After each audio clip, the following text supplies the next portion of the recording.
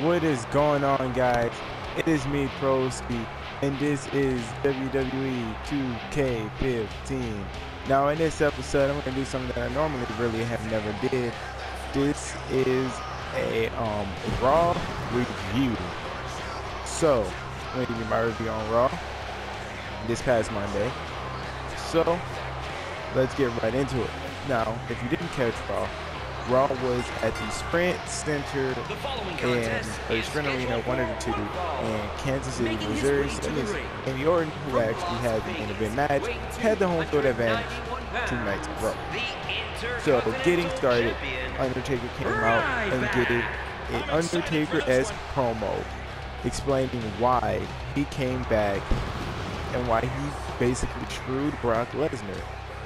He said Brock Lesnar should have never kept bragging about the streak, and that's what forced Undertaker to come back and do what he did at Battleground.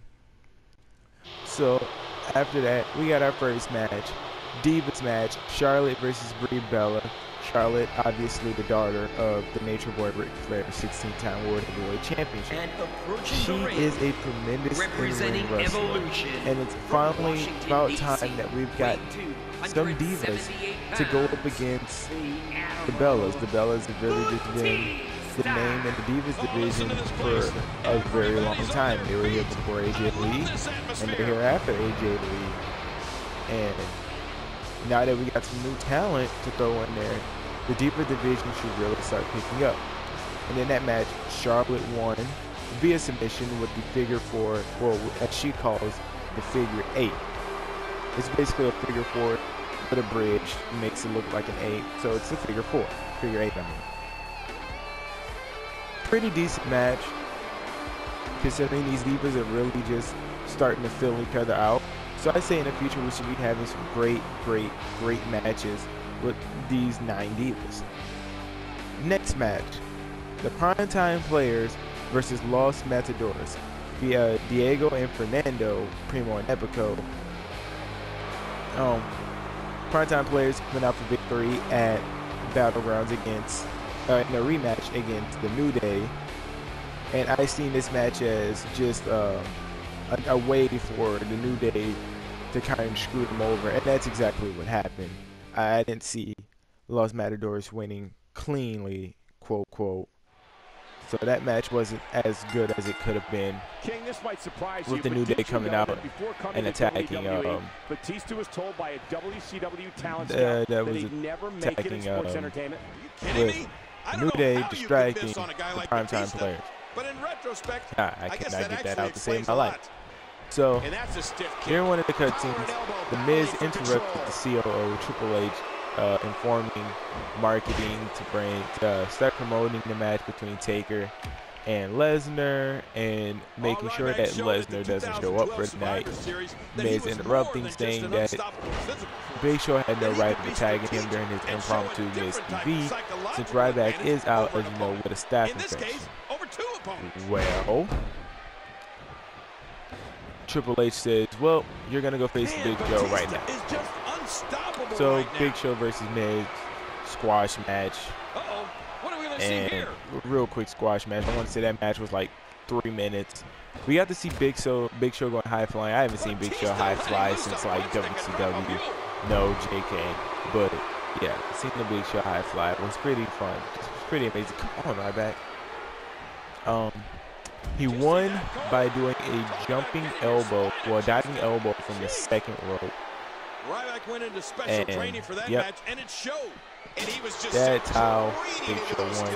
He did deliver a promo saying that, well, the fans started chanting, "Feed me more," and he said, "That's what I'm going to do. I'm going to feed Ryback my fist and take the Intercontinental Championship." And he said, it doesn't matter if it's on Raw, SmackDown, he will even, or Raw, SmackDown pay-per-view, he will even go to Tough Enough and KO punch all of those Tough Enough guys to see if they are tough enough. I mean, for a squash match, it was pretty good. I've seen it as a time filler. Next, I have to say the greatest moment of the night. Paul Heyman comes out and gives one of his Paul Heyman promos. And you know Paul Heyman, he gives out a good promo. Let's see, if I can quote from his promo. I'm a violent retribution must face a most capable of vengeance. He also says, you can sell your soul to the devil, but your ass belongs to Brock Lesnar. It's another great quote. And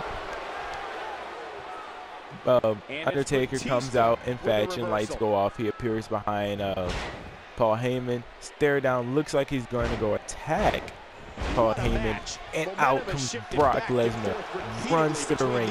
These two men are brawling everywhere. Security comes out. Security's no match for these two guys anyway. And then here comes Triple H. It looks like the whole locker room put all storylines behind. They're breaking these two up. Brock Lesnar slides out the ring, runs around the ring to attack The Undertaker. They pull him out the ring.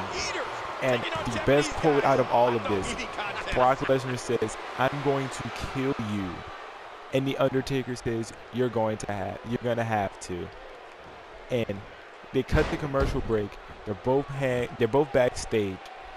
And it's like the superstars brought them different ways, and they both cross paths, break out into a brawl again, and it ends with Triple H actually having them two handcuffed by the police. And so he's like, no, I'm not gonna press charges on them. I just want them to cool down. The match is still on for SummerSlam. My honest opinion is I could see that match either being a lumberjack match to make sure like nobody dies, or a no disqualification match so that one person does die.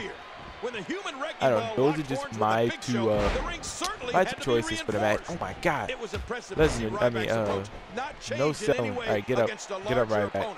Man, that was some fight. Spear, Batista with the spear. Next match, Roman Reigns versus Luke Harper. Okay. Now, at Battleground, you can see Luke Harper, Bray Wyatt's facing Roman Reigns, and Luke Harper. There we go. Luke Harper comes back to join his fellow Wyatt family member. I was hoping to see Eric Rowan, but I heard Eric Rowan's injured, so when he comes back, the whole Wyatt family should come back, which I think should lead to the Wyatt family versus the Shield, which everybody keeps saying the Shield's supposed to reunite at SummerSlam, but then again, Justin Bieber's supposed to face Seth Rollins at SummerSlam anyway. But out comes Harper and Wyatt, and then here comes Bray Wyatt, and as soon as the match is about to start, here comes Dean Ambrose to stand in the corner of Roman Reigns. Now the match was going Luke Harper's way basically in the entire match. Very technical, worked on one body part, the left arm, which I kind of knew was going to, like, they started working on the left arm. I knew that they were going to still let him do a Superman punch because he does it with his right hand, which was okay anyway.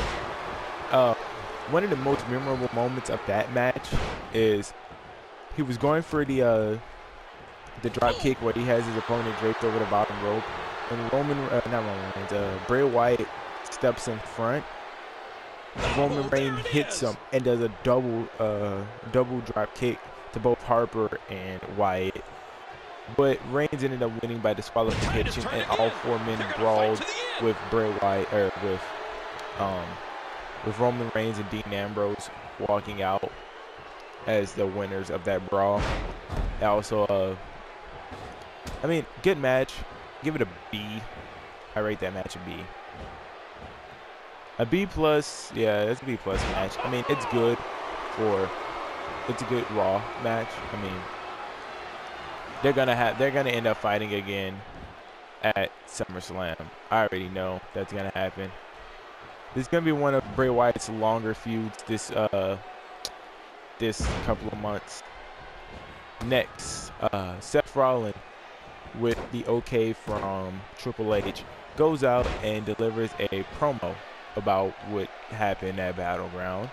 and he forces reverse.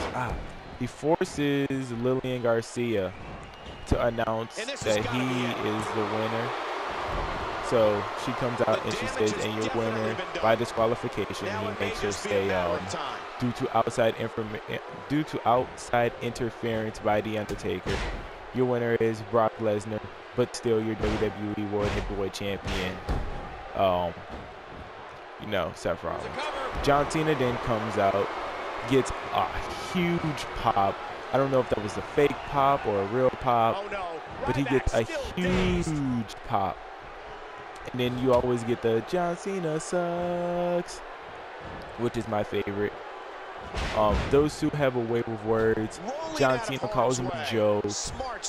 Your typical heel versus your heel face. It's basically just your heel face promo. And war of words. John Cena says that the title doesn't make a man, the man makes the title, yada da da da da da. The champ is here. I mean, it's a good promo. I mean, I don't know if they were building up between a champion versus champion match next week, or I mean, that'd be nice, champion versus champion match. I mean, we still have the looming Kevin Owens, John Cena Part 4 SummerSlam, where Owen finally wins the title. And then John Cena eventually faces Seth Rollins for the title, and then he becomes world champion. I can see that happening. On to the next one. We have Becky Lynch and Paige versus Sasha Banks and Naomi. Tamina and Charlotte at ringside. Oh wow, and I won. I did not want to win. Well, try and get the most of this during these highlights. But we got Steampunk, Becky Lynch, and Paige, a good team versus Naomi and Sasha Banks. And through this whole Divas debacle, I'm actually on the side of Naomi, Sasha Banks, and Tamina. I love Tamina. I really want to see Tamina win the title. I just want Tamina to win the title. But it's a great match. It's a really great match. But Sasha Banks and Naomi win via the Bank State. I thought it was going to be the rear end, but Sasha Banks hits it with the Bank State. So, your next match, I think your next cutscene representing Evolution is I want to say it's Rusev.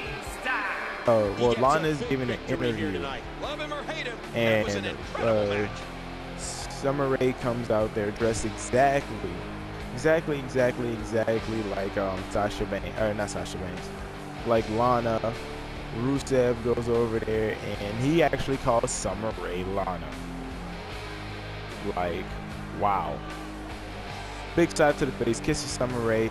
Summer Rae then slaps the holy piss out of Summer Rae. Summer Rae slaps the piss out of Lana. Like, and everything mixed up. And main event time. We have the team of Randy Orton, John Cena, and Cesaro versus Kevin Owens, Rusev, and Sheamus. So the match starts out. It looks like it's going to be Kevin Owens, John Cena. Kevin Owens tags in Sheamus. Tags in Rusev. They fight. Sheamus ends up walking out after he thought Kevin Owens punched him in the face. Kevin Owens ends up super kicking Rusev because he called Rusev lazy and didn't want to participate in the match. So it's just down to Rusev versus three members. Out comes Lana. Lana attacks Summer Rae in the hottest cat fight of 2015. And then John Cena hits the Attitude Adjustment on Rusev. Sheamus does the big swing into a catapulted RKO with Randy Orton getting the 1, 2, 3, and these three men celebrate that match. The ending of that match was amazing. The match itself was slow and sluggish. The beginning of that match was amazing. And all in all, I give Raw a 3.5 stars, 3.5, 4 stars. Could have been better, but it's great. And that's all the time I have for you guys. My name is Trollskie. Stay tuned for more videos. Subscribe, rate, like, all that jive. See you later.